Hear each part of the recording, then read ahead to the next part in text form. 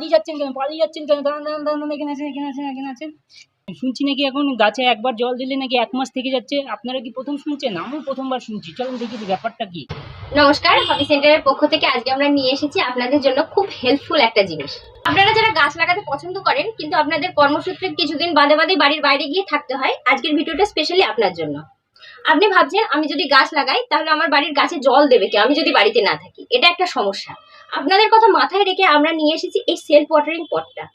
এই পটটার কার্যকারিতা বলতে, এই পটের এখানে আপনি জল দেবেন এবং এখানে মাটি দিয়ে গাছ লাগাবেন।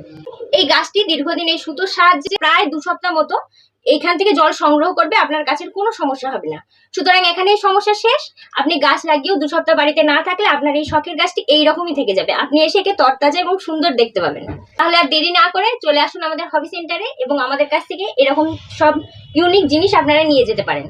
আমাদের পাইকারি এবং খুচরো 2 ধরনের সুবিধায় আপনারা পেয়ে যাবেন। আমাদের ঠিকানা চাপড়া হবি সেন্টার, চাপড়া থানার সামনে।